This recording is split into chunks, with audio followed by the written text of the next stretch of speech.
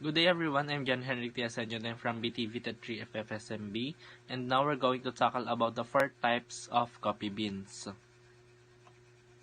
So the first one is Robusta. Robusta, it grows on larger trees that are better suited to heat and irregular rainfall and can tolerate a wider range of altitudes. And did you know Liberica, it grows on vigorous 20 to 30 foot trees in jungle environments, which is fortunate because if it weren't strong enough to grow wild, it would have gone extinct. The next one is Arabica. Arabica prefers to grow in light shade at high altitude with even rainfall. And also, did you know that the Arabica, the big name in America coffee, Arabica accounts for about 60% of the world's commercial coffee production.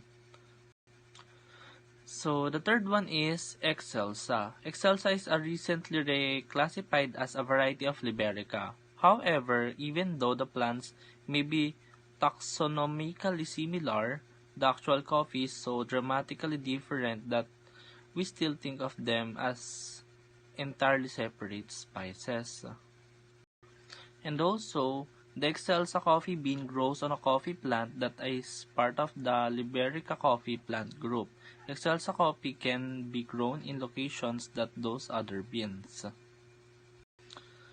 And the last one is Liberica. Liberica is an entirely separate species of coffee with a very distinctive taste profile. And did you know Liberica, it grows on vigorous 20 to 30 foot trees in jungle environments, which is fortunate because if it weren't strong enough to grow wild, it would have gone extinct.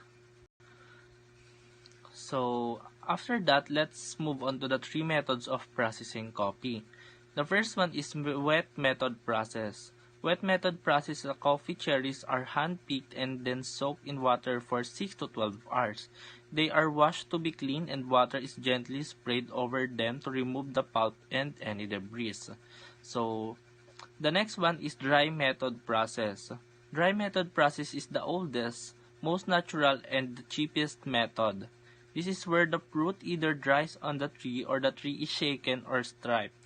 It's ripe and unripe, fruit spread out, the dried in the sun, the beans are raked several times. So the last one in processing is the honey processing. Coffee cherries dry with the mucilage or mucilage intact result in juicy, syrupy coffee with a more pronounced acidity. And that's all information inside the 4 kinds or the 4 types of coffee beans and their methods. So that's all for today. Thank you.